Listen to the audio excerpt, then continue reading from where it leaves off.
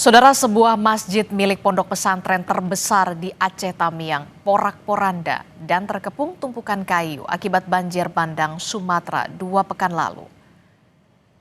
Dari pantauan udara, saudara, tumpukan kayu ini memenuhi kawasan pondok pesantren Darul Mukhlisin di Desa Tanjung Karang, Kecamatan Baru. Masih tampak bangunan masjid yang biasa digunakan para santri dan masyarakat Aceh Tamiang untuk beribadah. Tak hanya terselimuti kayu, saudara, sebagian bangunan pondok pesantren juga tertutup lumpur imbas banjir dan juga longsor.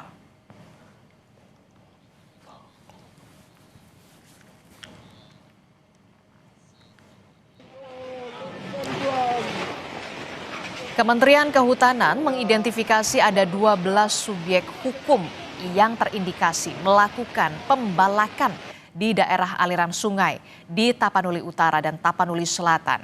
4 diantaranya telah disegel usai menemukan dugaan kerusakan lingkungan akibat aktivitas pembukaan lahan ilegal.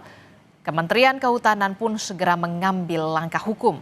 Kegiatan ilegal di wilayah hulu diyakini terkait dengan eskalasi banjir bandang di area hilir. Penyegelan dilakukan di 2 titik, di konsensus usaha korporasi PT TPL dan di lokasi pemegang hak atas tanah atas nama JAM, AR dan juga DP. Selanjutnya, ke-12 subyek hukum tersebut akan dimintai keterangan Kementerian Kehutanan pada hari ini, saudara, 9 Desember 2025.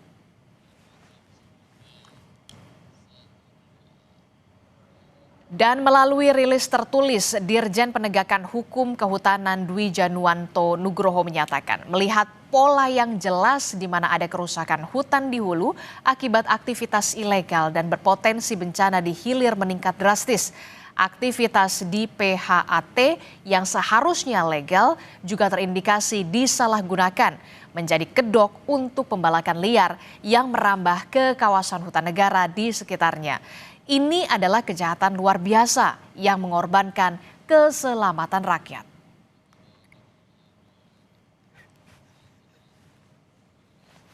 Sementara 8 perusahaan yang beroperasi di sekitar daerah aliran sungai Batang Toru dan Garoga, Tapanuli Selatan, Sumatera Utara diperiksa tim penegakan hukum Kementerian Lingkungan Hidup. Bahkan 4 perusahaan diantaranya izinnya dihentikan sementara lantaran aktivitas perusahaan di daerah aliran sungai diduga kuat menyebabkan banjir bandang dan tanah longsor. Ke-8 perusahaan terdiri dari perusahaan tambang, perkebunan, pembangkit listrik, kebun sawit, dan beberapa perusahaan lain.